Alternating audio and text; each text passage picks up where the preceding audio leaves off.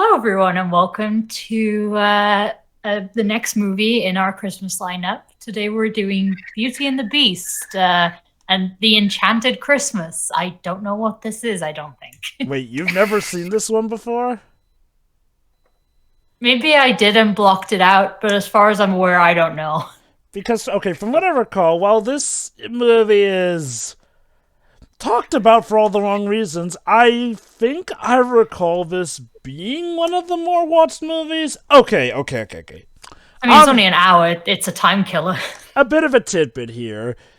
Think of the Disney direct-to-video sequels as the Disney live-action remakes of their time. They started off shaky with Aladdin 2, The Return of Jafar, but then got immensely better with Aladdin 3 and The King of Thieves, which gave people a new sense of hope for them.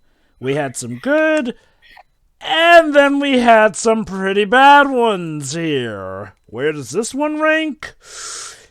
It's one of the bad fact that it was released in the magical year of 1997 should tell you everything, because as we discovered more and more when we commented movie from that year was kind of a slaughter when it comes to good quality of movies. The only thing I remember from this movie is Tim Curry as the organ, and that's literally it. And you know what? God bless Tim Curry, because he does everything he can to salvage this movie.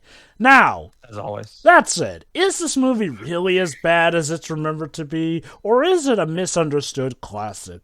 We're here to solve the mystery here today as we dive once again into the wonderful, expanding, and ever-growing world of everything owned by Disney with this movie today. The entire globe, all the movies ever made. All right, then, so... Yeah. Start right before the... I don't know what logo we have for it. No logos. Literally just start on the picture of frozen ice. Yep, no black screen, no nothing, just frozen ice. All right. Well, if you're watching this on the Blu-ray, pause at the 2-second mark because that's where the Disney Plus version starts. Yes. Yep. But anyway, if everyone's ready, 3, 2, 1, click. The other second sequel after this one, that's the one that is much less of a mystery of whether or not it's good or bad, because that one is infamous. Yeah. So, okay, to give this movie one thing, we start off with actually decent animation. Obviously lower budget since the theatrical one, but I'd say for a direct-to-video one, this one's not bad. Yeah, it looks fine. For a direct-to-video one, it looks fine. Was this animated by, I keep forgetting the name, the studio that did Batman the Animated Series, the one who eventually animated Hunchback of Notre Dame 2? It may have, but I don't know for certain on the fly, and I don't want to accidentally end up spreading misinformation, so Glibs. I mean, TMS... Go on. Wait. Did you say TMS? Other than TMS, the animation for Batman? That's the studio referring to. Yeah, did they do the animation for this movie, Pedro? Well, I guess we'll have to wait for the credits and see. I'm looking for it now.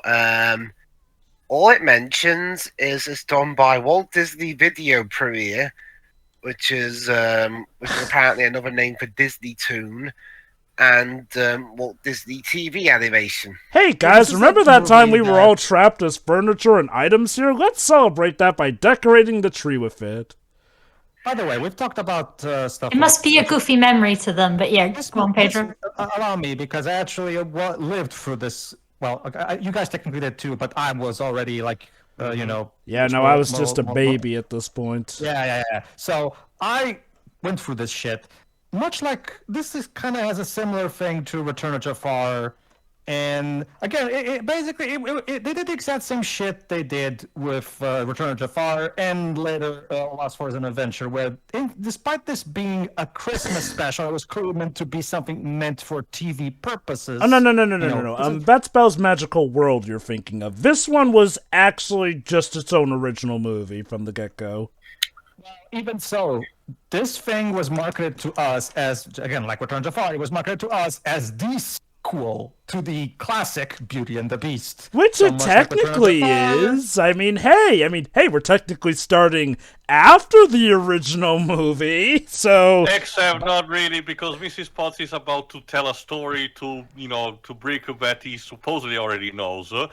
which means this movie is basically an interquel. Now, to be on one hand, yes, there was that montage time which included the winter, which makes sense that will have this story to take place. But in the words of Phalus, this basically makes the entire movie summing up as, oh, by the way, this happened. Basically, Yeah, this basically. movie, for the most See, the part, thing is is- an interquel.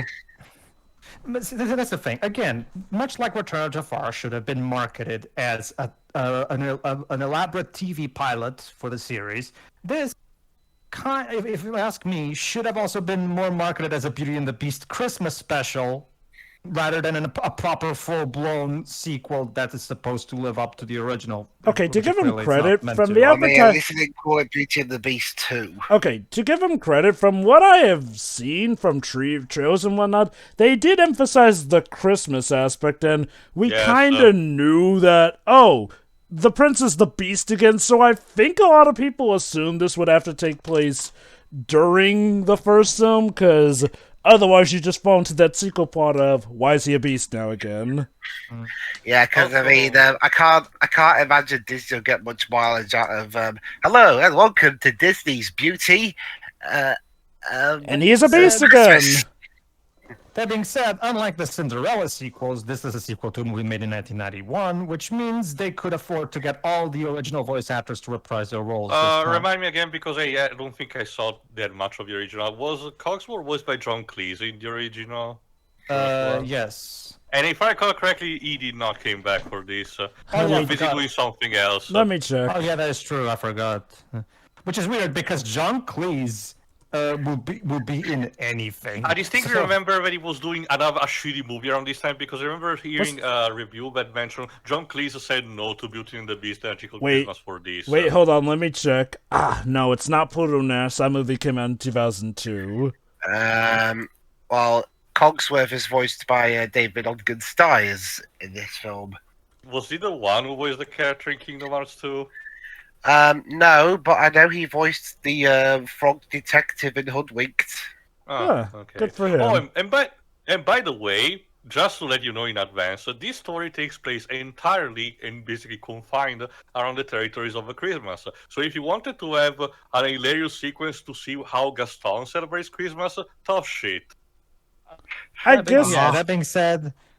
That being said, yeah, we go on. I suppose, to be fair, a random scene of Gaston kind of would have been a bit out of I place. kind of since- would have wanted it just for the sake of, the bizarreness of it, because the first movie clearly established it would have been, a possibility Well, Tail. to see someone with his ego. Well, Tail, since True. apparently we're gonna get a Gaston movie now. Because I guess you can just wait for that. But anyway, I guess he probably just attaches mistletoe to Oh, his head and okay. walks around. So, ladies and the gentlemen, real star of the movie. yep, 1997 CGI Tim Curry.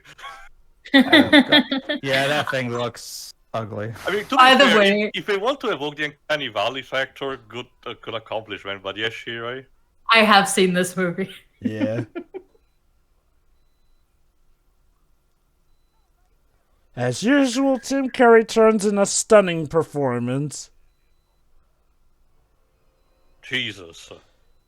Okay, I will give this movie this. They do manage to make a good villain out of a stationary pipe organ. And that is entirely thanks to Tim Curry. If it was anybody else, probably not. But Tim Curry, of course, as always, completely sells every single one of his lines. And I do have to agree... Oh, that's cute. He barely has a solo. I do agree with Tio, though. I do think that for here the CGI works because, well, yeah, Tim Curry's character here is supposed to be incredibly Uncanny Valley. I guess.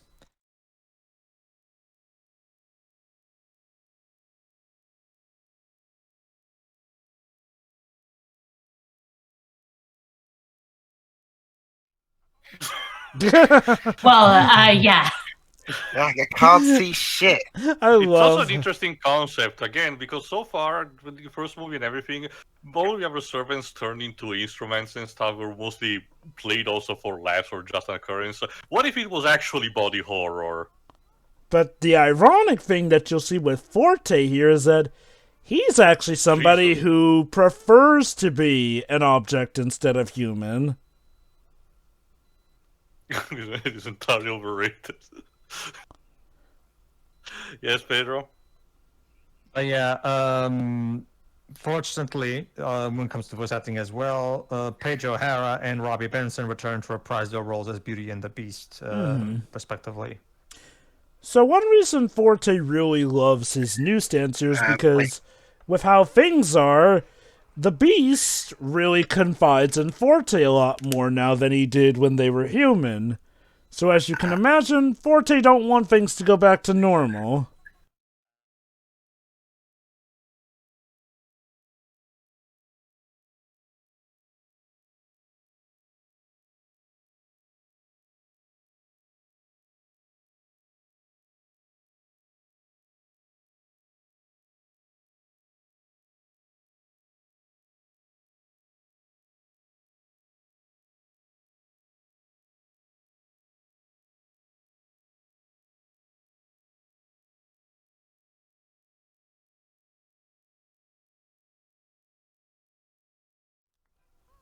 Oh god, this animation.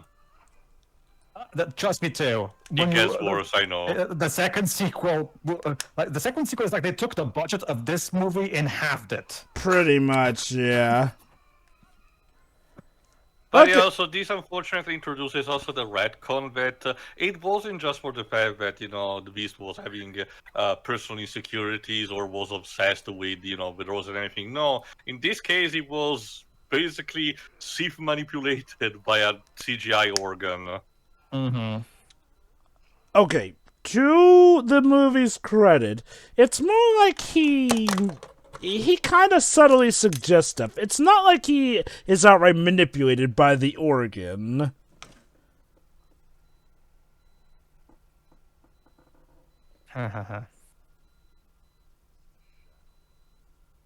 Subtle. No, Beast, that's a Heartless. Whoa! Don't worry, Joe, but Zaldin is dead. I think Zaldin is dead at this point. Actually, guess, no, not really. That happens later, my bad. Technically that happens later, yeah. But, yeah.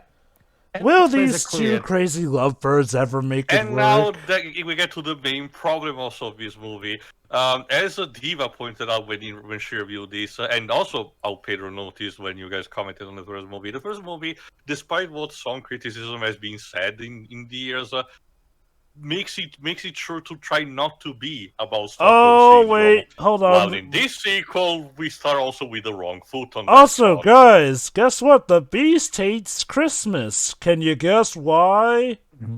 It's like in Batman Noel. Yeah, as a fresh reminder, one thing that's also been a problem with that is that a lot of the common populace has twisted and created their own version of what Stockholm syndrome means. But when you actually look at the actual medical definition, it's actually different than what a lot of people usually say it is. Also, I noticed that in a lot of we already just started in, but in a lot of shots, the camera loves to hang around Belle's legs and feet. Who was the director of these lives? Daryl Rooney. Daryl Rooney directed most of these. Andy Knight. Direct-to-video sequels. Andy Knight? Okay. Let's see. Daryl Rooney was the guy who directed Lion King 2. Andy Knight. But he also directed Mulan 2. Wait, oh my god, Pedro. Andy Knight is DreamWorks alumni. He was the animation director for Joseph, King of Dreams. Unfortunately, he died in 2008. He was only 46 years old. Well, crap. He did a better job with Joseph, I'll tell you that. Also, a reminder that animators love being inappropriate, so... Yeah. Mm-hmm. This is pretty normal. Well, it shouldn't be, Jesus. Okay, yeah. As for the songs, obviously Paige O'Hara does her best to say, okay, this one is mediocre to me, but I actually do enjoy one that's gonna come later. I'd say the songs are hit and miss on this one. There's some good ones. Okay, I wouldn't really call any song particularly bad in this movie. They're just obviously not as memorable. they're just vanilla and just like you forget about them after you're done. The music was done by Rachel Portman, an English Don't know who that composer. is. Let's see. Well, at least they're using 2D animation, like a more minimalistic animation. Sorry, to get around their budget. This is a nice sequence. Yeah, it is. Again, you know what? This movie is... It's mixed, but I will not call this movie outright terrible or bad or anything. No, animation-wise, is actually, you can tell they're trying to squeeze as much out of their budget as they possibly can. It's the story that is so whatever. Again, story-wise, outside of Tim Curry himself, there's not really that much here that's interesting. Also, cute little references to some other fairy tales that Disney has done.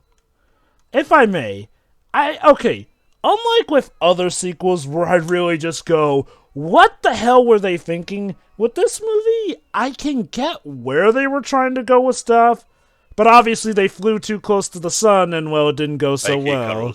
Yes.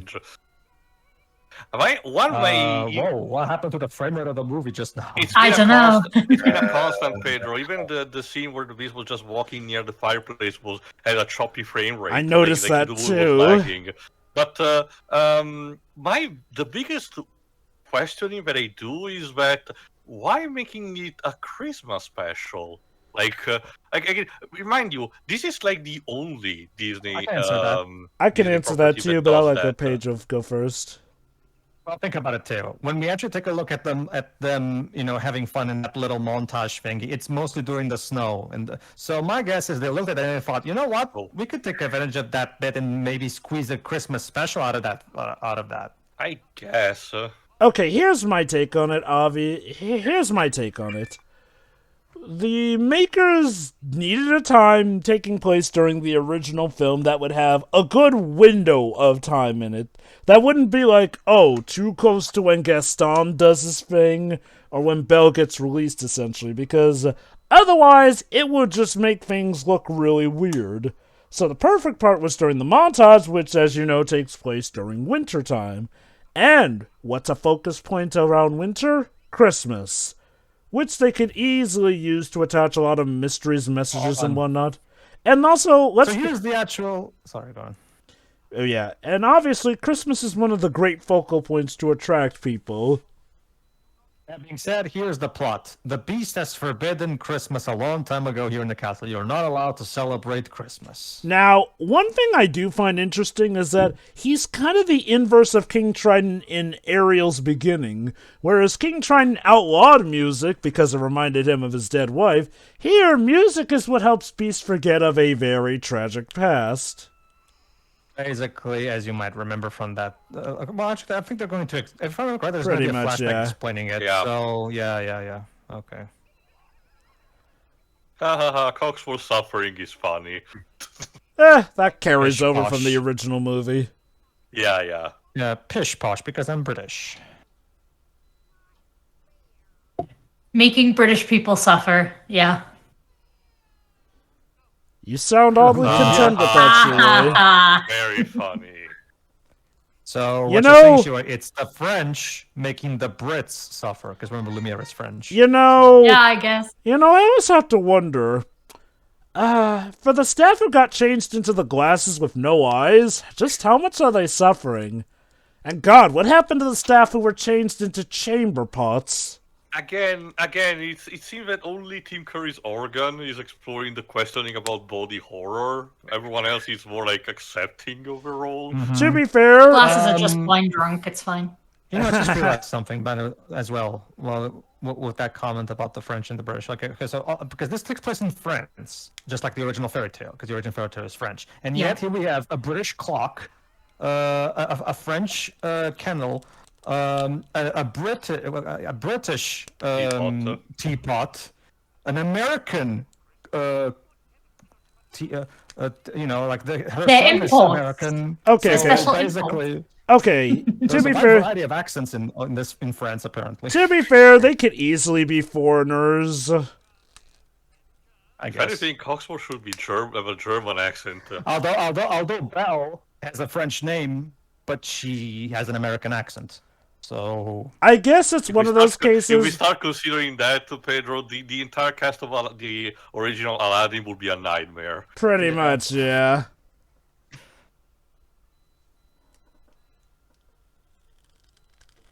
You might also notice that Forte uses this flute to actually, as his agent, because as he put himself, he's bolted to the wall. Basically, But he's such an incompetent sidekick that it's not even funny. wait. Oh yeah, that's right. Even the ornaments are alive. I forgot about that. and I have to say again, Belle, what's the part of don't go to X place in the castle that you don't understand exactly? Also, this one character introduces this figure, Angelique. You may remember we saw her human version earlier at the start Yeah, of the movie, at the beginning putting of the on movie. a figure that looks exactly like she does now. Holy cow. Oh, by the way, not for nothing, Lumiere, but you were caught basically having sex behind the curtain with the dust, lady maid, fucking Casanova. Yeah, okay, but that being said, here's kind of a messed up thing. So Beast, I guess, keeps anyone who got turned into Christmas decorations up in the attic. Like, geez, dude, I know you hate Christmas, but damn, sucks to be anyone who got turned into the flippin' Yeah, it's candy basically that. cane. Fortunately, the candy canes, for whatever reason, are not sentient. Like, Actually, again, no, we literally, well, okay, to Like, be fair, apparently everything is... there's literally a is it? candy cane right yeah, there. oh, right. They don't right. get to speak, though. Yeah, that's interesting. Like, why can't they speak? Why don't they have They faces? can't- Well, okay. actually, I was gonna say that because they're candy canes, but then they've got talking candles and clocks and cups. And... Also, about Angelique, she was heavily promoted during the marketing because I remember seeing a couple of Really? trailers in the VHSs. really? Trailers for this. Yes. They similar a bit to Casper's Spirit at the beginning. When it came to making trailers, at least for my country, they were mostly focusing about also mentioning this movie has these Gee. new characters. Well, Tia, might it have had something to do with the fact that she's voiced by Bernadette Peters? Well, not in my country, Jova, but to put it bluntly, her contribution to the movie is minimal. She's still present, but she doesn't do much. Which is Okay, weird, okay. because you can tell they gave her such a distinctive design. So Okay. you'd think she would. Here's my take. They got her because, hey, Bernadette Peters can sing and she's gonna get her own solo later in the movie, so yeah, let's get our guess. talent. I mean, Well, I guess that's one thing this movie has over that Land Before Time sequel that wasted her. Oh, there's that. yeah. So Jova, okay, that's all well and good, Jova. But where do the giant books from the SNES game fit into this? Oh my god. Did we kill people when we were fighting them? Yeah, well, supposedly, yeah. Maybe they were evil and like Forte, they also wanted to stay as books. It's okay, Jova. If Kingdom Hearts 2 is anything to go by, we were just possessed by Poltergeist Heartless. Maybe. Yeah, let's just go with that. The giant books were heartless. Let's just go with that. I mean, that wouldn't be the weirdest Heartless we've seen, let's be honest. No. Although Jova, in the SNES game, we can use that because the existence of those things is kept ambiguous. In the Mega Drive Roll of the Beast game, they specifically state that they're monsters created from the magic of the castle. So you have to wonder where are those right now? Well, like I said, the Enchantress is a massive dick, so I'm just gonna assume she left those agents of chaos to potentially kill the beast. One of the things about this movie, by the way, is that there seems to be a lot of time-killing scenes where, because you can tell they know that their premise is very thin. The beast doesn't like Christmas, and we need to teach him the value of Christmas. But yeah, So they take their sweet time getting to that. it's the typical Christmas musical. Or Yay! forcing people to like something.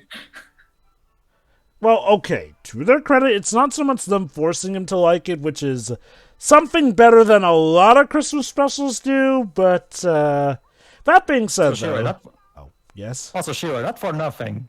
but you guys over there created one of the most famous stories ever made, where you teach an old guy to force an old guy to love Christmas. Yeah, so we Shit know. out of him. Yeah, we know. That's I'm making my comment for a reason. Okay. If I didn't know better, okay. Shirai, I'd say you have a Yes, grudge so. against the British. Go on, Well, Bruce. Okay, well, first off, she is British, and secondly, I know what I said. we're a quarter of the way through this film, and so far, all they've done is just faff around and bang on about how lovely Christmas is. Don't get me wrong, that movie. Yes, can be awesome, but can we move on now? So, do we Seriously, want to... I recently watched the Frozen Christmas special with Pedro, and that had more plot in it than this. So, do we want to The call thing is- this... So, do we want to call this Go the on. Disney equivalent to a Hallmark movie? Where was I? Oh, yes. So, are we at the point where we want to call this the Disney equivalent to a holiday card movie? I guess. I mean, And sorry, again, sorry, it's the Hallmark. as far as I know, it's kind of the only one that does that. I don't remember any in particular. Oh, Jesus Christ, this animation. I don't remember any particular other of the direct-to-video, sequels. Oh, boy. She's planning Christmas.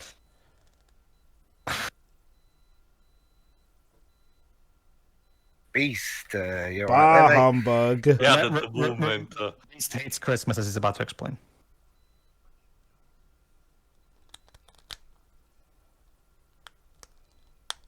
Okay, Forte, you're giving some yandere impressions there. Not just that, Joe, but yeah, you were saying about this non-beam manipulation. Like, Look, Beast, I care a lot about you, more than Belle. Okay, That's oh, what here happened. we go. oh, Here's the yeah. flashback. So this was back when he was a spoiled brat. Also, these particular human models remind me in terms of animation style of The Curse of Monkey Island. To be fair to you, in the original film, his human form also looked weird. No, so... not that, but also the other humans and everything. And yeah, Forte looked like Frollo's cousin, I guess. The cousin we don't talk about. Oh, remember, both Beauty and the Beast and Hunchback take place in the same universe. So apparently he didn't appreciate Forte as a human, which again is why Forte wants to stick things the way they are. Amy, oh, how I did So, like to be yeah, guys, that fateful night where he got turned into a beast happened to be on Christmas. What a fucking coincidence. just that, I love that line. He said, "Who dares disturb my Christmas?" Not just that. Look at that. They are bridging so much and so poorly the event. Remember how in the original it was narrated through these stained glasses and how overly detailed it was? Here, it's like we're watching a Team 4 Star version of that. Because it's the pacing. The pacing is in this scene is way too fast. They don't really allow the scene to breathe. They're just going, go, go, go, go, go. Like they don't allow anything to actually, sink in. And the film's called Beauty and the Beast. They know what happens. You see, kids, if you're not nice to the elders, you turn into a furry. Yeah. Anyway, back to what I was The talking. horror. Respect your elders. Anyway, back to what I was talking about earlier, Tia. When I said he wasn't manipulating him, I'm talking about in the context of the original film here. This stuff, Forte does manipulate him, but that's really only concerning the matters of the Christmas stuff. Because, again, going off of the implications of the movie, Forte wasn't really doing any of this crap until he noticed that Beauty and the Beast were starting to get a little close, which could risk the spell being undone. Frankly, I'm just kind of amazed because I did say to Peter when we watched on our own the live-action remake, that in the live-action remake, the role equivalent of Forte is completely different. Okay, wait, really? In the live? Remember the okay, it's not technically an organ; it's more like of a. I forgot the harpsichord. Yeah, it's basically the same. It's supposed to be the equivalent, basically. As for the body horror thing, too, well, would that added scene in that live action remake where they all the objects in the castle stop moving because of the last rose petal count? Yeah. Okay, I will give this movie one credit, though. It doesn't just try to stuff all the old characters in your faces. They do give us looks at other characters and how they contend with being turned into certain objects here and there and their jobs among the castles, which, you know, Oh, sure. that's fair and fine. Oh, sure. You have to wonder, what was this poor guy before he became this? Even in general, also a couple of the objects in this particular boiler room remind me a lot of the Brave Little Toaster. That reminds me, don't Disney own that again now? Yes. Also, Belle's. Also, I know it's a very weird thing to point out, but Belle's lips color is very inconsistent in between shots. Even, like even her right eyes, now Pedro. Yeah, even right now they look pink, but just earlier in that close-up, they looked red. So Even her eye, color changes. Sometimes it's chestnut brown. Sometimes it's bright yellow, like she's fucking possessed by Xehanort. Maybe this is all part of Zoldan's plan. The guy has a lot of free time, to be honest. He what was up with that? Go on. He really does, too. What was up with that thing that Belle just said? Oh, it's a log and it makes a Christmas wish. What the hell are you talking about, Belle? Or excuses? I don't know. I think that may be an old French legend. Let me just check. There will be no Christmas in my presence. Okay, so let's see. There is an old tradition of the Yule-log ceremony about how these things do hold wishes, so that's legit. Okay. That being said, I have to comment on the for the cliche they're doing right now. Oh, but why? How can you be so selfish? You couldn't possibly understand. Maybe, since I've never actually explained this to you, obviously you don't understand. Yet somehow I act like it's your fault. Being selfish is how we got here in the first place. Like, if she doesn't, the reason she doesn't understand this is because you don't tell her. Maybe you should tell her about this. How about that? But of course, sure, in a case where people don't talk. Nope, I was about to bring it up. Say something. I know, like right? all over again. No, I'm not yellow. God damn it, Belle. What happens? What's happening to you? Maybe she really is a nobody version of Belle. She got norted. I guess. But that's the thing. She's noted sometimes, and other times she's not. No. Don't you see? It's sort of like a disease. It's slowly fighting in her, but she's trying to fight it off, essentially. But by the events of Kingdom Hearts 2, she'll be cured of it, thanks to Soaring Company's machinations. Yeah, Belle doesn't really look good with yellow eyes. I don't know what the heck they were doing. What are you talking about? I love Evil Belle. But yeah, no, it general, does make her creepy sometimes. It reminds me of Scooby-Doo and the Summer Chase, where there's a colorist error every 10 frames or something. Okay, so to the movie's credit, up to this point, Belle is still pretty firm about this stuff, and oh boy, here we go. And again, now I have to actually, mention a problem with Belle. Belle, what's the part of keep out of the West Wing that you didn't understand exactly? Okay, Pedro. To be fair, remember, at this point in the original movie, I think it's implied that Beast was okay with her coming in there, since at that point she'd already done the whole West Wing thing. But you see, Joe, but during that scene just now, we saw Chip going, "The Master, hurry!" As in, not let him catch you in here. Well, that's more so because, a little Charlie Brown reference there. She wanted to put a present near the rose, if I recall correctly. Yeah. Basically, she wanted to do it as a surprise, and they're still kind of, avoiding each other after that little spat. I guess.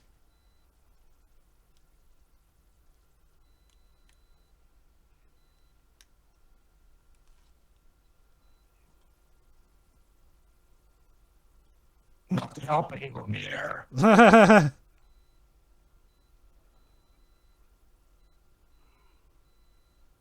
I hate Christmas presents. Christmas presents. Well, to be fair, the last Christmas present he got was from that dickish Enchantress, so I guess I can understand some trauma in that regard. Mrs. Potts. Okay. This is what the movie's passing for comedy.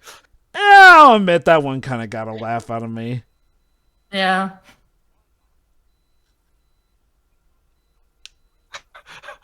Come on, Jova, say the Phoenix line. Almost Christmas means it isn't Christmas yet! Exactly. Objection. Let the man have one present. He's hated Christmas for like a long Oh time. my god, Beast! Oh, Oh my god. I see that Apparently Beast's face is like Play-Doh, apparently. I see that the problem that Mulan 2 had were not, these started earlier.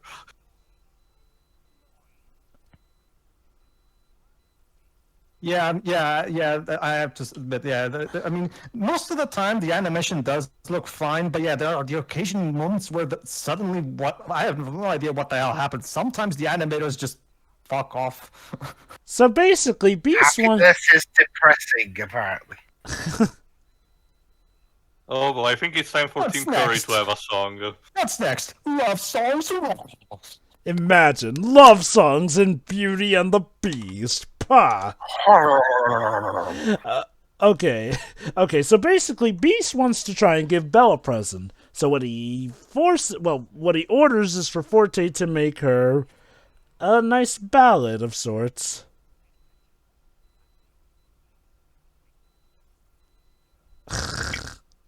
Okay, that's cute that he has him literally pace for him. And we can't have that now, can we? Why not, sir? Well, the last time I celebrated Christmas, I was upstaged by Kevin McAllister. The most humiliating thing ever.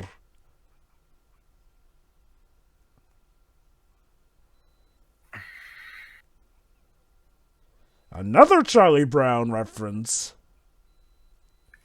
Much better. And by the way, that special that they keep referencing is much better than this one. Yeah, again, it's not a good idea to just reference something better.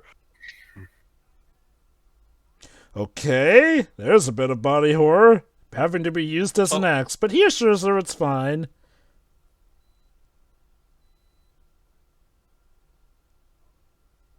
Oh my god. Also, what kind of accent is he going for? I don't know Yiddish. who's voicing him.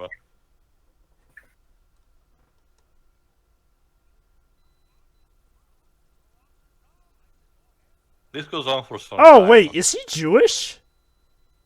Stop milking the joke. Just move on. Also, that axe was played by Jeff Bennett.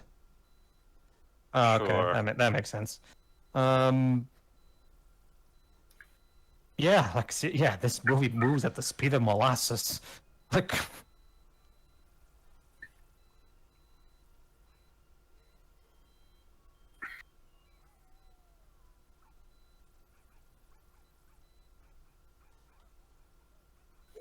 Oh wow, it has a name actually. His name is Sultan, and he's voiced by Frank Welker. obviously, What is it's animal noises, so of course they get Frank Welker. Nowadays they use Alan Tudyk for animal noises in Disney. I don't want What is Tim it? Curry to say What is come to me that, while I'm looking at his equivalent of his crotch, thank you. I thought you said salty for a second there.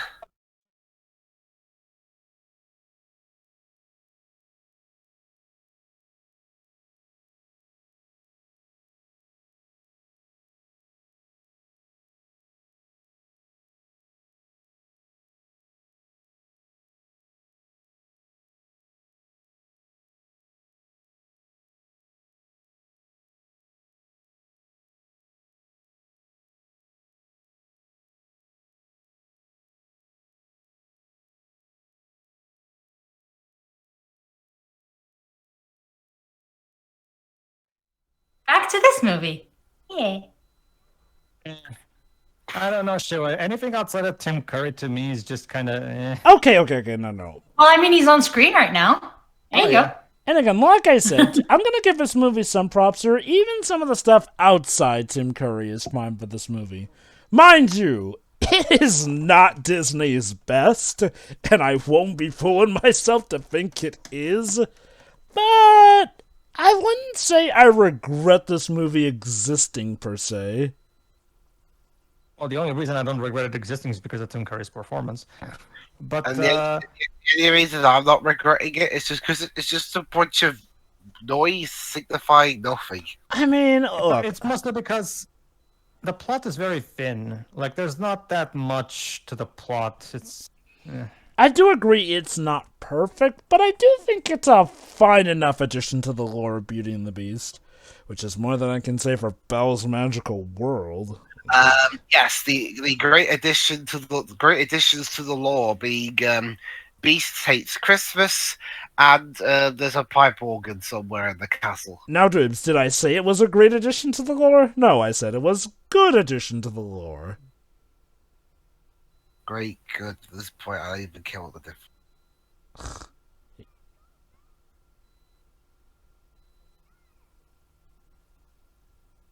Yeah, not just that. Remember, there are fucking bloodthirsty wait. wolves hanging around there. Oh, so now all of a sudden you decide to obey him when it's convenient for the plot.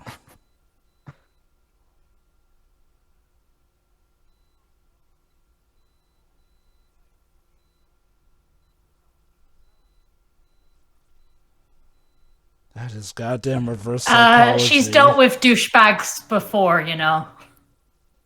At least by remembering a bit the characterization of Belle that way. Yeah, like Yeah. she doesn't immediately fall for it. And even so, she's Belle, a lot more reluctantly than anything. Belle, forget it just looking dangerous. You know firsthand it's dangerous. The sucky subtlety. Also, that face. Shiroi, Stop. Shiroi. We're kind of contracted to have every time Tim Curry appears in the movie, kind of contracted to have him showing his old face one way or another. Shiroi, mention too- it's Tim Curry. Tell me you wouldn't trust a pipe organ with that voice. I'm getting the gun. But yes, Pedro. Not to mention too, who the hell gets Tim Curry for a subtle role exactly? Oh, Pedro. What was what was that mean? Oh my god. I think it was a jump more than anything. I'm not quite sure what happened. Yeah, that's the entire way Wi-Fi works for Forte, by the way. Just because he's being held hostage in having a solo. He really wants his chance to get to make his own musical contributions.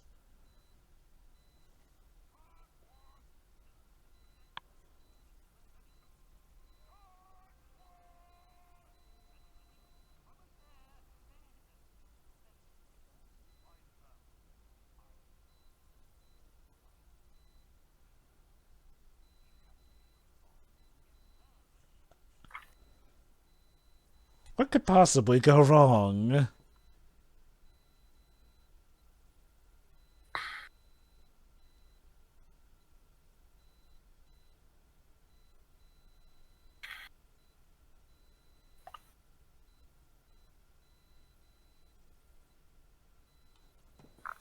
Bird, if you're still in this movie. Yeah.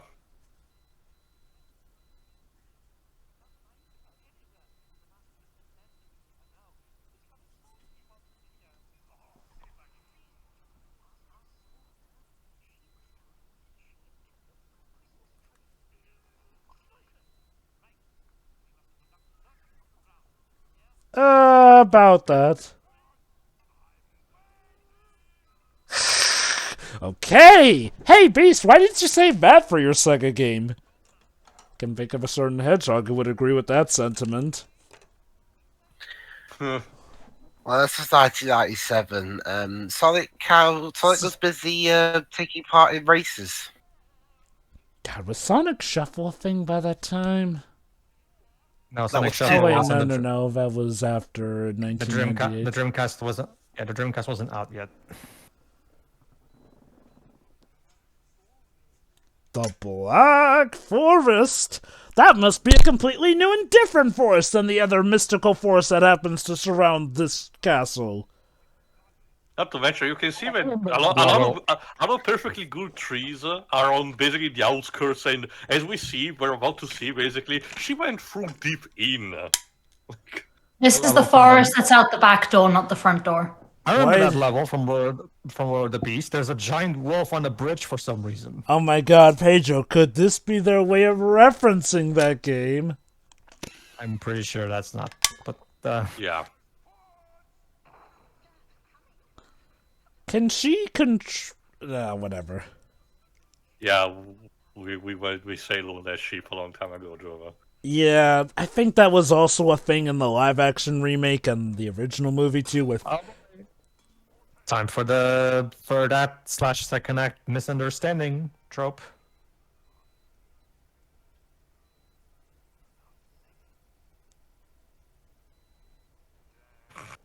Okay, this is terrifying. I mean, Tim Yeah, Curry no, is this is forced great. to sing that in the halls. Sing for me, Tim. Sing. Think of a paycheck, Tim. This is perfectly helping the mood here. I mean, this is actually funny, so.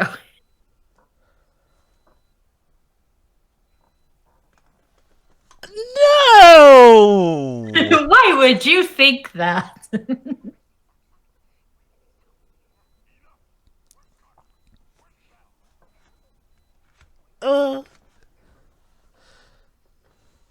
I'm getting a sense of deja vu. Hey, the mirror. I still remember that. Oh dear.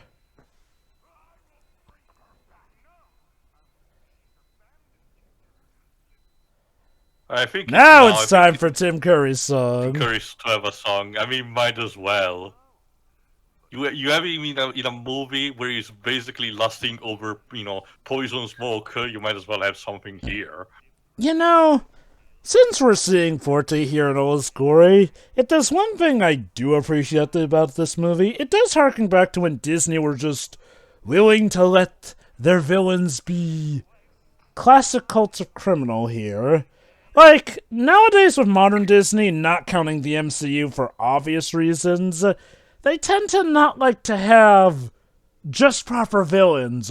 Or if there is a villain, they've got to go about how, oh, this villain is so complex or misunderstood and isn't really a villain here. Like, honestly, a villain does not always need to be some complex person who does not see themselves as a villain. Because, newsflash, some of Disney's best villains are people who know they're the bad guys and just revel in it. Hell, Maleficent literally titles herself as the mistress of all evil, and she's one of the most respected villains in all fiction, essentially. True, but Yes. Frollo is still my favorite, and that one is definitely on that earlier category. I'm guessing somewhere along the way people decided, actually, you know what, villains who are proud of their villaininess are boring. Or I don't think it's something. I don't think it's so much that. It's more so that they just make stories that don't necessarily need to have villains. Which honestly has kind of hurt them in some regard. And the problem is when they make people who are very villainous but go, oh, no, actually, they're not villains here. Like, again, they were so afraid to have the title character of Artemis Fowl be as villainous as he's supposed to be that they did that stupid arc of him actually being a good guy, even though that is not how Artemis Fowl is supposed to be. Well, the villain of Zootopia is definitely a villain, and she revels in that. To be Which fair. leads to the Oh, other yeah, I'm problem. talking about- a lot of the new villains only matter on a psychological or emotional kind of level, and they lack some sort of physicality to them, or at least something equivalent to that, like either properly physical or magical. Their threat is mostly relevant on a manipulative kind of level, which still can work, but I still also want them to try to kick ass. Like the most we got is Hans, which has a sword. And doesn't do much with it. And Hans is like one of the worst of the twist Disney villains. Like, here's how things went. Like, Renaissance era, we had some great villains. Jesus. The experimental era, we still had our fair share of villains. No, the problem was when we started with all these twist villains here. One of the problems with the twist villains was that they didn't really get presence as the villains until, like, near the last act, and trust me, there are plenty of essays already covering how wonky some of the twist villains were, Hans especially being an example. It got to the point where, honestly, it was a surprise that Yez from Wreck-It Ralph 2 didn't turn out to be a twist villain since she had all the setup for it. Regardless, though, it seems like after that era, Disney kind of more or less gave up on having clear villains later on. Oh, hey, the wolves! Hey, Pedro, this layout does look like from the game here. Maybe we were onto something. Yes. Well, remember, Jova, like the levels in that game were based on the actual scenes and art from the movie. Well, to be fair, though, obviously I'm talking about how this one has a water slide thing, though, which technically the original movie didn't have, but the game had. the water slide. Well, technically none of. Well, okay. Remember, the Mega Drive game Lord of the Beast had a bridge. It didn't have a nice. I'm lake, talking an icy about lake. Belle's part of the game, which I believe did have a waterside part in the forest.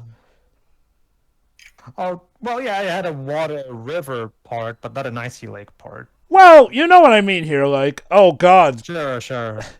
they're pulling a Crash to Insanity, that's cute. Actually, it reminds me a bit of what's that Alpha and Omega sequel where they slide on that log thing? They do that in several of the movies. Well, yeah. Well, I guess you got me there then. I guess to be fair, they start with that at the very start of Alpha and Omega Free, if that's the one you're thinking of. Mm.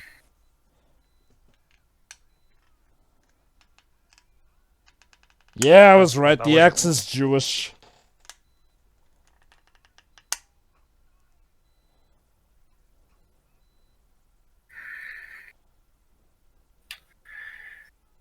Okay. I must stop Christmas from coming. But how? 5 minutes of this left.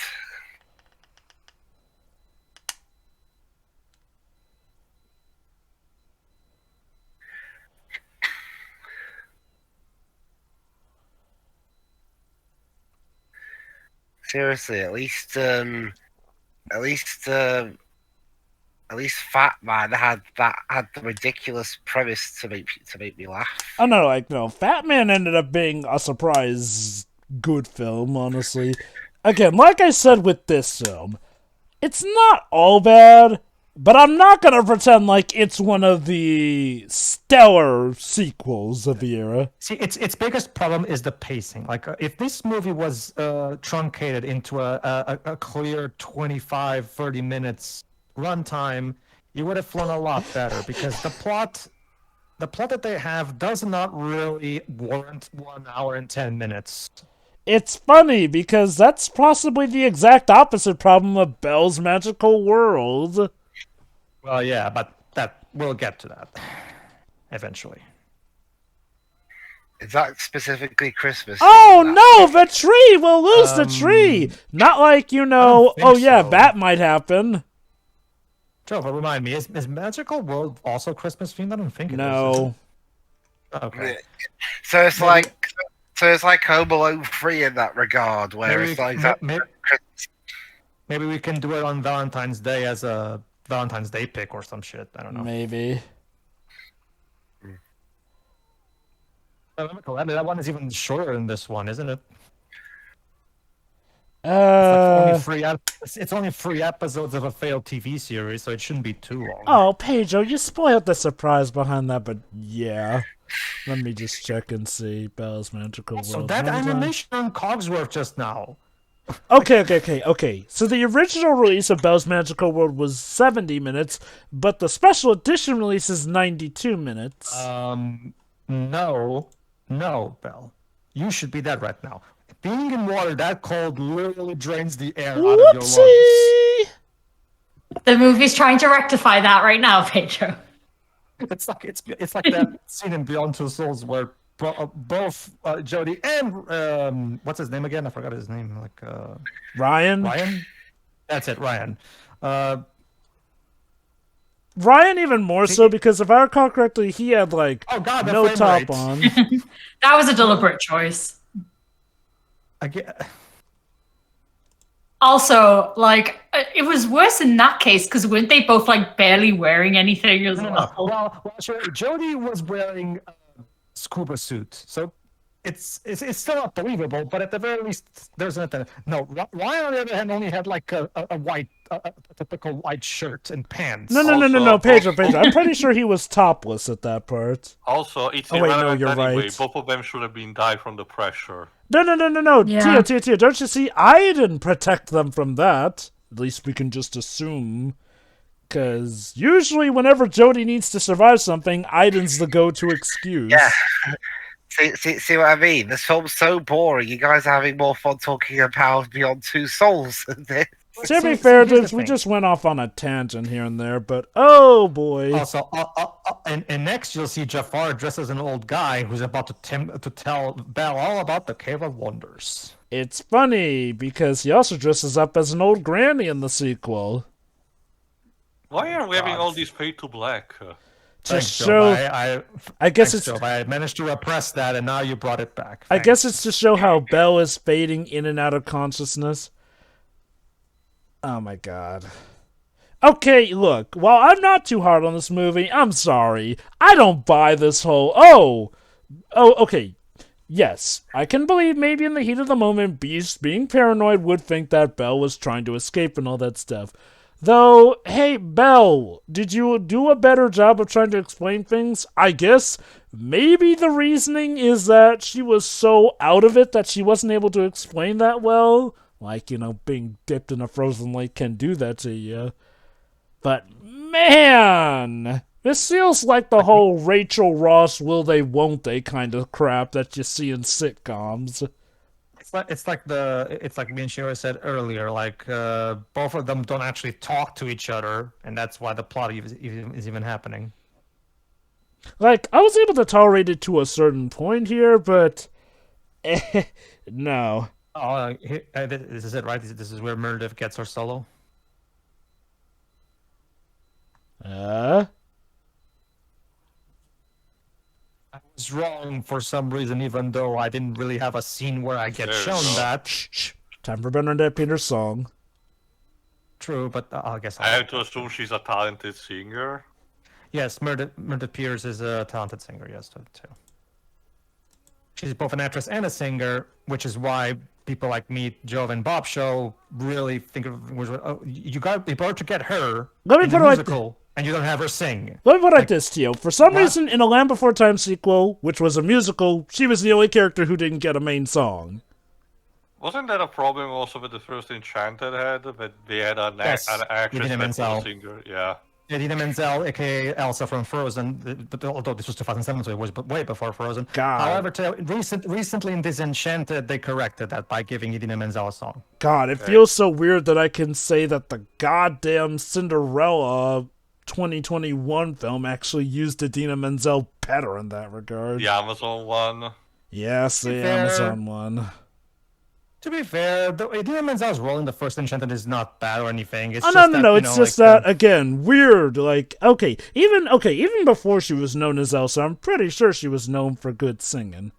Oh no, she's a Broadway legend. But yeah, to give this song credit, this one is pretty good. That being said, while the song is good, I have to question the lyrics. Or rather what she said before starting the song, to be fair. Okay, look, I thought that this show, but I was wrong. Yeah, I forgot to show us a scene where she had that epiphany, didn't you, movie? Because, yeah, they got this character put by Meredith Peters. She's barely in the movie. Yeah, she has this song, but outside of the song, she's barely in this thing. Like, why would you get this character with a very clear, well-made design, give her the voice of Meredith Peters, and she barely has anything to do with any of this? Like, yeah, Joe. At least Nancy in Enchanted actually had a role in the plot.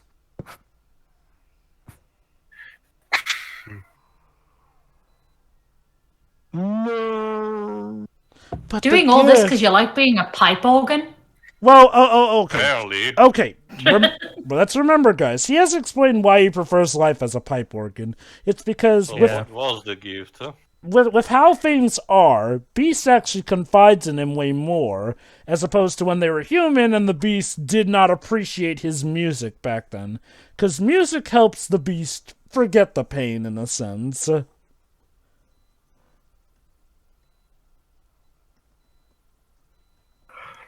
God damn, Tim Curry, you're always full of a snark. Yeah, the Beast told him, "Shut up, I'm reading." Damn it, I'm losing him to a book. It's even written in French. That's a nice detail. You know, I'll find a an evil song, sing that, and then all the world will be destroyed. And you can take up. Oh, sorry, wait, that's One Piece Film Red. Sorry.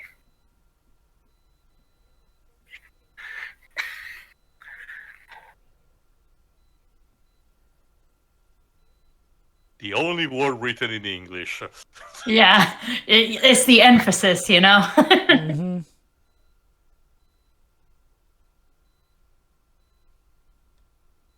Maybe Christmas, perhaps, means a little bit more. more.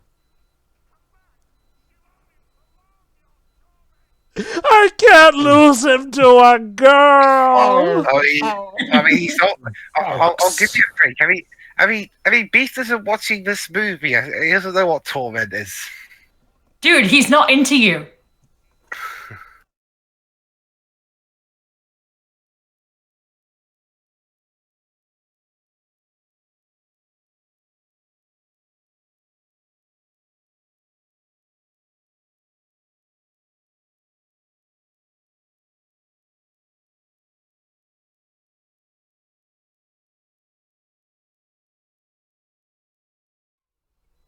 Really? We need a song now about this? We're about to get a I mean, Christmas montage, it's Tio. almost the end of the movie. We're barely into the climax, and we need to waste time for this. Yeah, I'm not gonna lie. This sequence is a bit weird. like I I mean, said, again, It feels this should have been at near the beginning of the movie instead. It's like okay. I said too. They came up with a 30-minute plot, and they have to somehow stretch that into 1 hour and 10 minutes because you can't sell a VHS full price with just the 30 minutes of footage in it. Now again, to its credit, it's a good song. It's just that the sequence that they tied it to is weird. Yeah. We weren't just celebrating or anything in here. Belle, we gotta talk about your yellow eyes here. It's giving me bad memories to that time I had to come to Hollow Bastion to rescue you. Also, I guess we're just glossing over the fact that Fifo now is a good guy, just because. Well, he regrets his actions, Tio. Yeah, again, as a character, he's very generic. He is. I'm not sure I like that exchange of looks plus Belle putting her hand on his face. I feel like that's because remember at this point in the storyline, there's still she's supposed to still see him as a friend. So I'm not really. I don't know. Oh boy, here we go.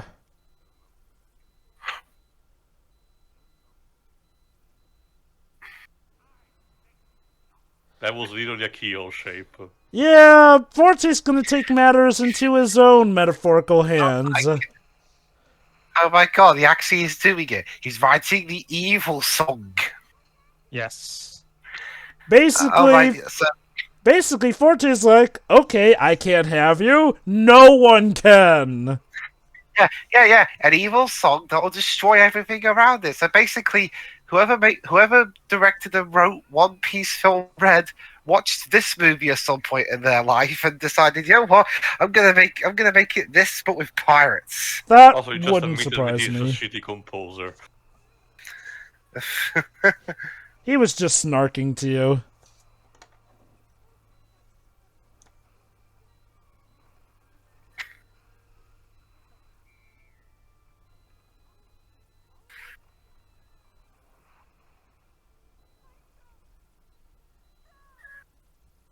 No.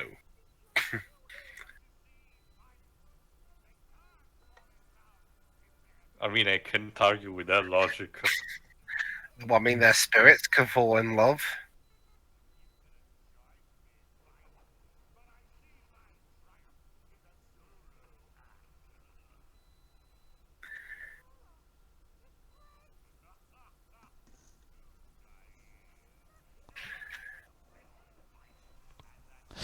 Okay, I'll give Tim Curry credit. He definitely sells well the betrayal that a pipe organ can give to a tiny little float. Forever and ever! Just learn how to play the pipe organ better. Jesus. I mean, you know not to play yourself. Oh, and by the way, I know what you're thinking. So how are we ending this? Because especially considering how Gaston died in the first movie, just falling down a thing. So what you got? So Oh Sharon, snap! what you guys Evil are saying music will is- blast! Yes, Spider. What you guys are saying is he really needs to get better at playing with himself. Gotcha. Yes. Exactly. Also, we were robbed of I mean, a that's what potential he great is. boss fight from Kingdom Hearts. I know, right? Seriously, say what you will about this movie, Forte would have made for a great boss fight. Actually, considering the theme for Kingdom Hearts 2 was having basically a haunted mansion kind of like vibe. Yeah. It would have fit. Again, I will give him credit. We do get a pretty cool final fight with Forte, despite the fact that he's bolted to the wall. Now, how do we defeat him, you may wonder? Oh, get ready. Just go full Doom Marine and rip the shit out of his guts. Yep. Well, crud. Jesus.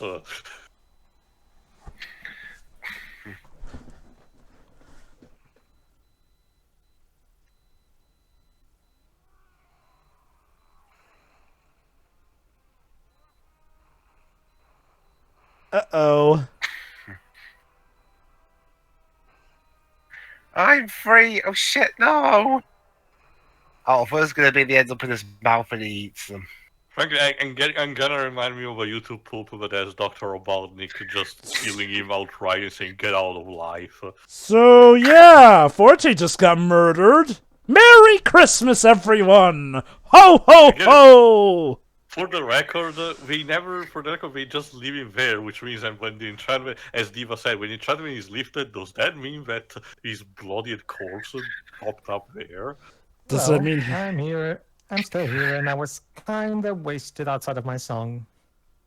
I guess she was treated still better than the axe, huh? I guess. Well, I mean, oh, there you go. Oh, look, I'm Belle. flying, I guess. Yeah, Belle looked like she was more flying than naturally walking. And now we're back to the present. You know, Mommy, now that I think about it, that was really weird. It was very Hey, messed the up, beast dearie. contributed to it. Hang on, the beast contributed to it. He gets no credit. Yeah, technically the Beast was the one who killed Forte. Yeah, Belle gets all the credit. It's like in Super Mario World, where if you played as Luigi and you beat one of the levels, and during the chapter end credits, it credits Mario for doing it. But wait, who's the maestro now? It's Fife! He finally got his lifelong dream. We and- didn't mention who is voiced by. Let's see.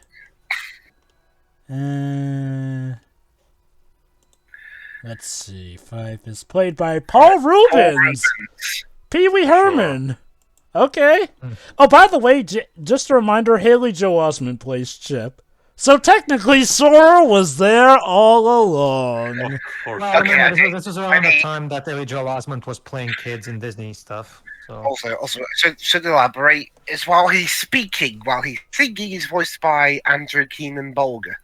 remember, Joel, that in the same year that he did Kingdom Hearts 1, he also did Phoebus' son in Hunchback 2. Oh, God, and he was terrible in that. I'm sorry. And that's it. No post-credit scene, so no one will be invited to the Kingdom Hearts initiative. So, Thanks. Yeah, yes. so that was a thing. That was certainly a Christmas movie with Tim Curry, Haley Joel there you go. Osment, and Bernadette Right there. Peters in it. Written by 4 writers. Yeah, this is where you can Four- tell. Too how- many cooks in the kitchen. Is Yeah. that a joke? How many writers do you need for a Oh, yeah, 60-minute movie? Oh, yeah, that's right. We also got Kath Soucie in as the Enchantress. Angela Lansbury, of The course. Lansbury. God rest her soul. Music by Rachel Portman, as I mentioned. Songs Alright, by so Rachel Portman and Dawn Black. Final thoughts, I suppose. Yes. I'll go first. Well, I have to say, it's not a bad movie. I mean, it's not particularly great, though, either. And I hesitate to even call it good. That said, I don't regret that this exists. Like, for starters, it gave us Tim Curry as a creepy pipe organ, and a pretty effective boss fight that, yeah, no, seriously, add him in a Kingdom Hearts game. Like, hell, Kingdom Hearts 2 adapted Return of Jafar. Might as well at least bring in something good from this movie here. We know already, thanks to 2, that Christmas is canonical to the Kingdom Hearts universe somehow. Very much so. But yeah, okay, as for the songs, I'd say they're overall good.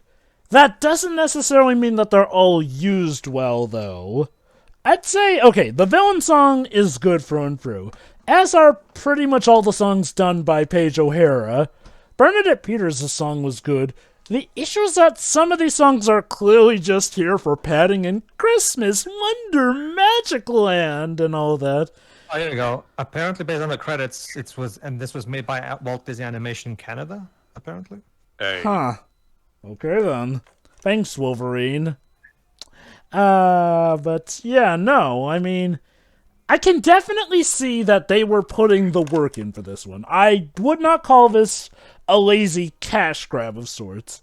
And I'll give him credit, it was kind of creative to have a movie that takes place during the first movie, because, you know, again, it's kind of a similar thing why we didn't get a Princess and the Frog sequel until Word of the Tiana series came out, because you have to wonder, okay, if you just make another bout where someone turns into this or that here and there without a good rhyme or reason to it, why are you doing it? And God, Again, I can't... the Tango series had a good excuse in how to pull it up for Rapunzel to have back her long hair, but it was a more unique case than anything. Very much so in that regard. But yeah, no. So I won't call this movie lazy or even dumb overall. I do feel that a lot of its execution is misguided, though. Like, if you wanted to make the movie this long, you could have made a bit more of a back and forth between the good guys and the bad guys. Like, Forte has good presence. He's definitely one of the good Disney villains, I'll give him credit. But he only has so much screen time, to the point where I wonder, maybe we could have done more with him? And Lord knows, So I don't... Yes? So apparently it was both Walt Disney Animation Canada and Walt Disney Animation Australia. Huh. Right. Okay. Interesting. Gone. But, I guess my Wolverine joke works twofold when you think about it. Anyway, but yeah, no. And Lord knows, Fife, I don't really care about. I get what they're trying to go for with him. He's the lovable sidekick of the villain who, of course, grows a heart and whatnot, and finally gets his dream because he did the right thing. Profound. He does not have enough presence to really get my endearment here and there. I honestly cared more about Angelique than I did about Fife, and Pedro already did a good textbook case into how little screen time Angelique has. Her role is to show the spirit of Christmas finally returning to the castle, with how she's clearly disgruntled because, when you think about it, when it's not Christmas, she and her co-personnel get put up in the attic. God damn. And now, like I said before, I do like that the movie does delve a bit deeper into, oh, people get turned into this, and this is how they function as these objects. And it is interesting that we get the perspective of somebody who actually prefers life as these objects. Oh, Mike In memory Burgess. of Mike Burgess. Okay. Probably an animator. This film would not have been possible without the inspiration from the original motion picture and the work of its talented artists and animators. Okay, That nice. is true. Very true in that regard. But yeah, I'd say this is a movie with a fine plot that is stretched too thin. And it's really frustrating because I do feel like there were easy and obvious ways that they could have added more substance to things here. But, I don't know, something herky-jerky went on in it. That being said, I'm not going to call it one of the bad Disney direct-to-video sequels. It's fine. It's not good enough for me to call it great. It's not bad enough for me to call it horrendous. It's just fine. Like, honestly, you're not really doing anyone a disservice by putting this on for Christmas or anything. You're not rewarding some cheapskates. You're not rewarding some cheapskate sequel or anything.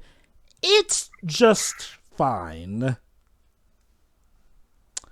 God, you know, the funny thing is that if we were doing this commentary back in the early 2000s, back when the zeitgeist was accentuating the negative, we probably would have been going on about how terrible this movie is.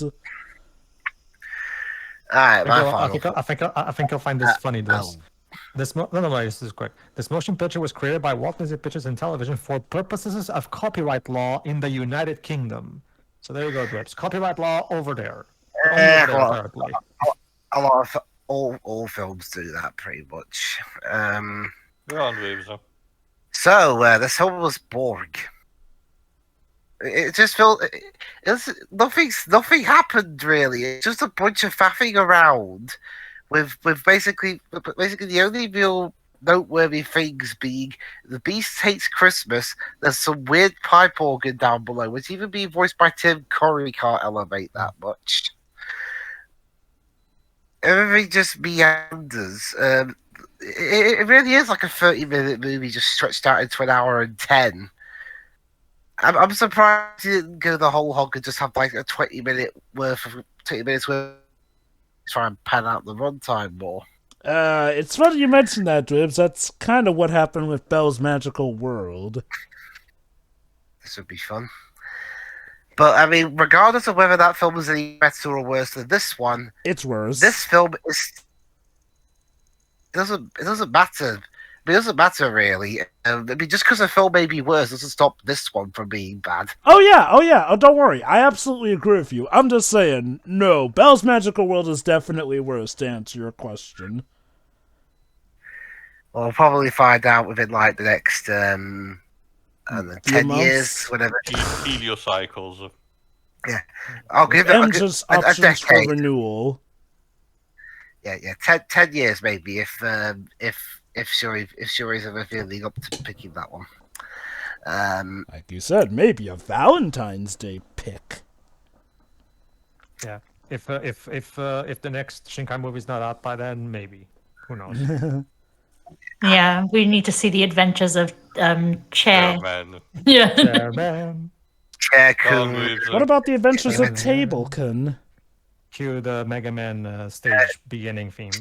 Go on. Jova, we've already. But yeah, overall, this was just a boring slog to get through, and it's not even that long. But I felt every minute of those 1 hour and 10 minutes. It's not fun. I mean, I know I've said a lot of. I know I've voiced a couple of displeasures at The Lion King too, but I'll take that over this film. At least stuff happens there. Well, Dweb's question then, like, okay, okay, you felt the minutes more here or in We Wish You a Turtle Christmas? Here. Really? Yeah. It's on the verge. I said it. Yeah, the film with an organ Tim Curry in it felt more plodding than the film where a bunch of turtles just walk around New York doing bad Christmas songs. I really feel like We Wish You a Turtle Christmas was definitely worse, but then again, I guess maybe you found it more entertaining in that regard. The film was just weird. This one's just boring. Anything it's else? Not good by any means, but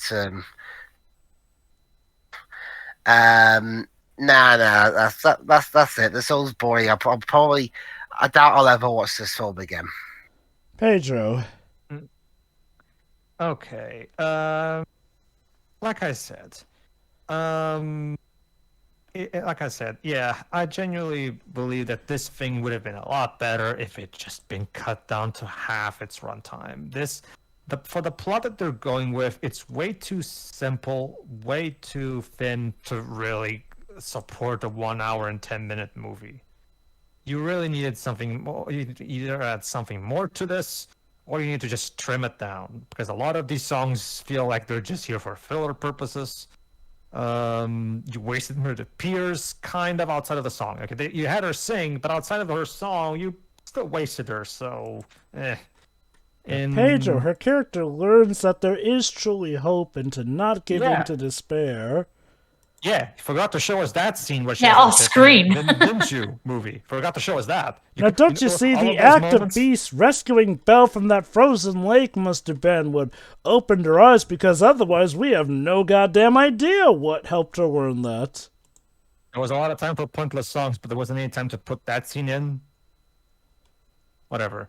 Yeah, Tim Curry is awesome in it, but there's only so much he can do when everything around him is just stretched so thin, and is just like the plot is literally just the Beast resents Christmas because of the cliche. Oh, I got turned into a beast on. It's literally the whole "my parents died on Christmas time" thing with Batman Batman. or else, You'd be yeah. surprised. A lot of, again, I'm not, and you know what? To give Batman Noel credit, it was a very good comic here and there. It's a bit eye-roll-worthy, but the difference between that and this is that one works a lot better with the source material in that regard here and there.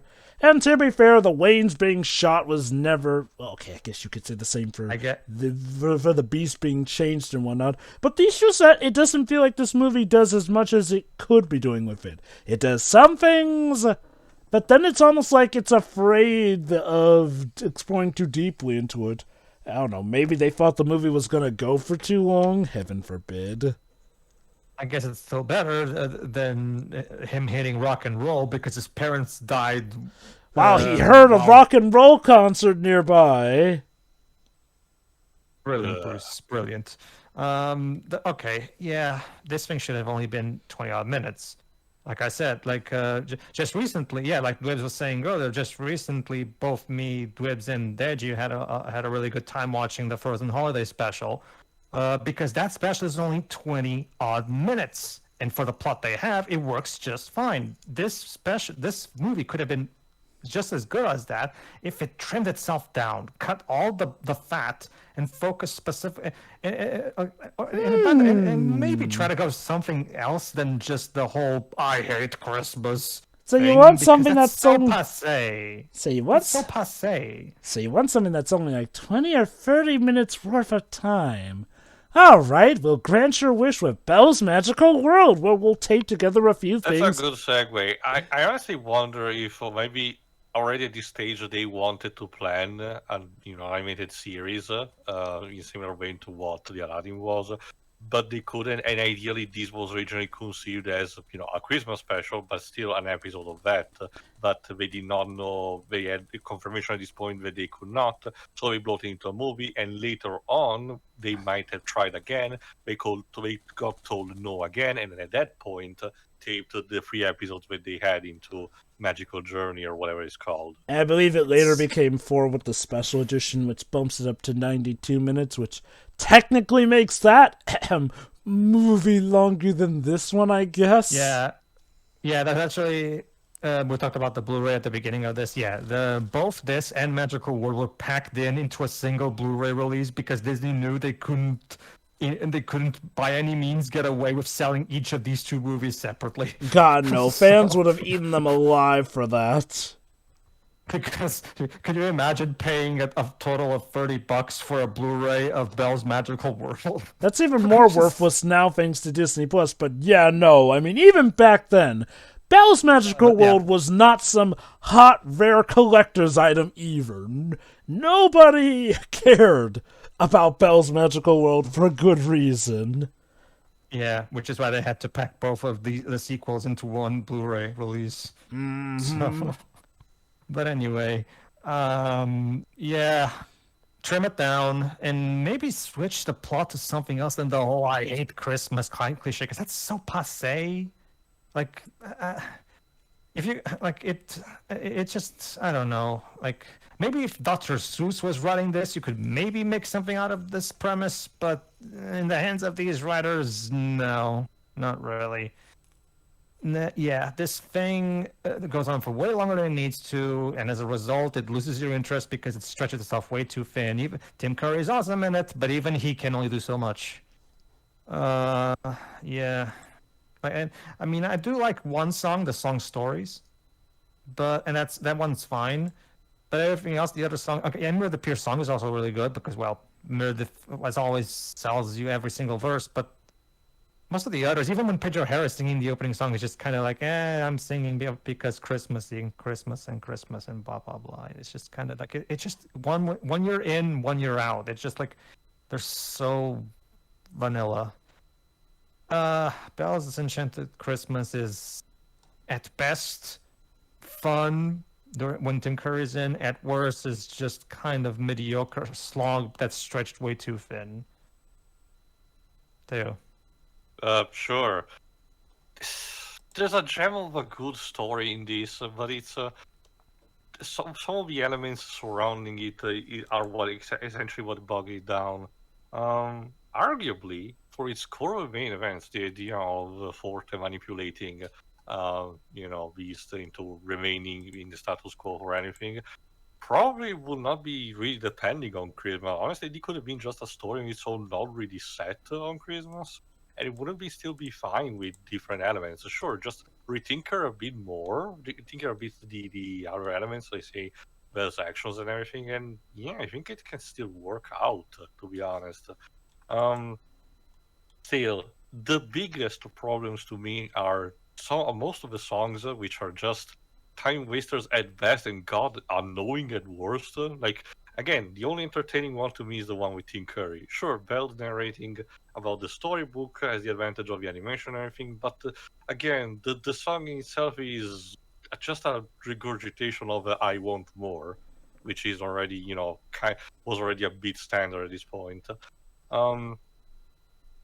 And even then, again, it's mostly the song of Tim Curry is entertaining mostly because it's Tim Curry. It's kind of like saying that the Yago songs in Return to Fire are fine because it's Gilbert Gottfried and it's entertaining. They're entertaining by default because of that. But the other big culprit to me is the animation. Like I forgot how bad this thing looks. I wouldn't call it bad. Like again, I know that the other sequels gets worse on that regard, Jova. No.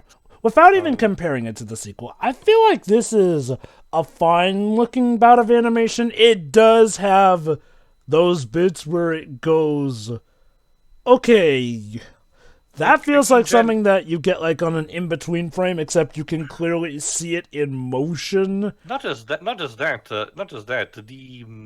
of times the character movement are choppy in terms of frame rate because again they probably had to cheapen out. The coloring is inconsistent all over the place. The body proportions sometimes get Steven Universe level of inconsistency. And for the love of God, why are the animators or the director or anything, storyboarder, whoever, so obsessed in focusing on Belle's feet and legs? Like, jeez. That's a thing animators do a lot. Thanks, Tarantino. But still, it's not really pleasant to look at. And again, that's even taking aside the comparing it to the original, because of course it's not really fair. That one was a high-budget theatrical release. This one is again direct video and outsourced to two cheaper animation studios. But I have to say, at the very least, the backgrounds are done fine.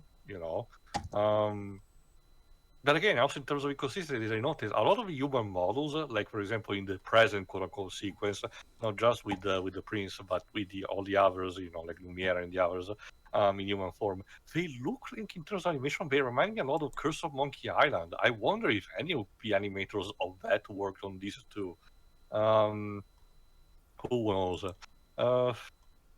So yeah, this is basically a mess. It's entertaining in some places, but it needed more, better tinkering, and better time to cook in the oven and everything. And again, it's relatively pointless, and it doesn't justify its pointlessness because all those stories can be, prequels or interquels to a movie or a product that had already a definitive conclusion. Where like story of, by the way, this has happened, but managed to still keep you engaged or entertained into some kind of way to make them worth to actually be explored for the consumer. This is not the case. This really feels an unnecessary fan fiction. Basically, that's what it is. I haven't seen yet the Bell's Magical War, believe it or not, so I only heard about the badness of it. and how it came to be. So who knows how that trunked. But for the time being, Shira. Yeah, this wasn't as bad as I remember it, but it's not very good either. It's pretty standard for, the kind of Christmas story it's trying to do, but at least Tim Curry pipe organ is a little bit funny for this. So yeah, this didn't need to be a little over an hour though. They could have wrapped this up in about half an hour, 45, if they were trying to be generous with it. Okay. My best guess is my best guess is that this movie was also partially made off of their experiences from the backlash that Return of Jafar got. As Pedro can vouch for me, everyone knows that Return of Jafar got a lot of backlash when it turned out that it just ended up being a glorified pilot for the TV series. Yes. Now, don't get me wrong, the TV series turned out to be great. And Aladdin 3, King of Thieves was also a great film too.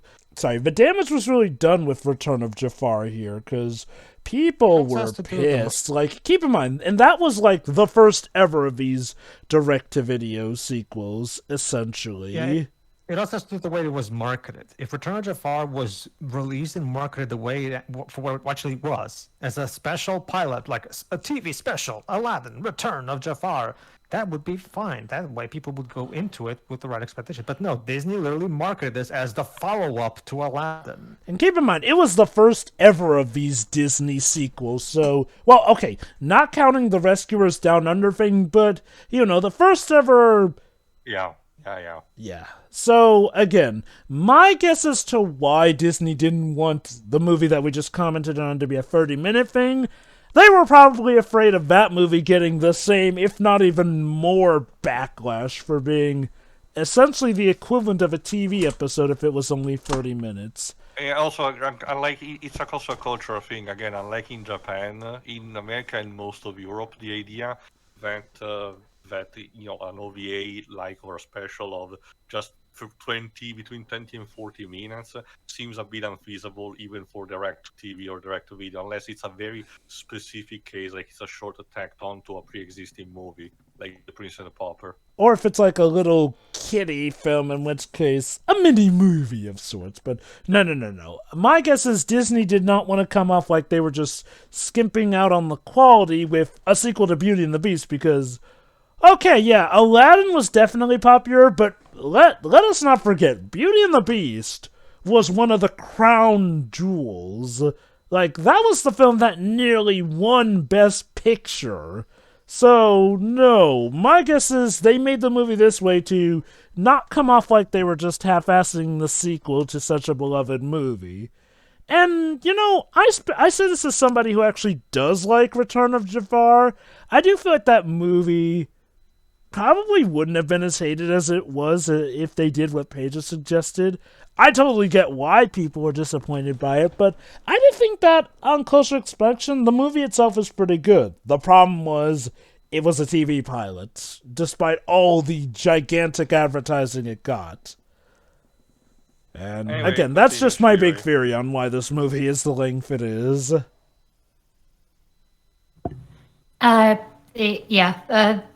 The songs are okay in themselves, and it's a bit inconsistent, but it's also, I think we've had worse looking Disney sequel things, specials, whatever. Definitely. That's not saying much, but no. There were some good jokes in there, but that was about it, really. You could have fooled me that one character was marketed a lot because she didn't really do all that much. She just popped up every now and then. Yeah. Yeah, Angelique. Shoot, I don't think we even got to see the original Angelique pose on top of the tree or something, because she's supposed to be the equivalent of the Christmas star anyway. At the beginning, we saw her put the angel on the tree. Yeah. I think that was supposed to be that, but no, that's it. Yeah. I was talking more so about how we never got to do it during the flashback, which you'd think No, we that's what did they at would the have been end. building it up We, to. we did at the end. It's just a passing moment where you blink and you miss it. Yeah. But yeah, that's it. Just a very, very mediocre Christmas movie. Which leads to our final day, the day of Christmas in itself. And I brought you a special present, Jova. Please open it up. I don't know. Something about this present feels a little foreboding to me. I don't know what you're talking about. A piece of coal is what every children really wants at Christmas, right? I mean, it's useful for a lot of things. Like throwing it at Yeah. people. I don't know, Shiro. That feels very, harmful. Still, that's a trademark kind of gift for a special delivery, not just Santa. Cover yourself, children, for I finally murdered the elephant in the room from last year, as the Krampus cometh for all of us. See ya. See ya. Yeah. See ya.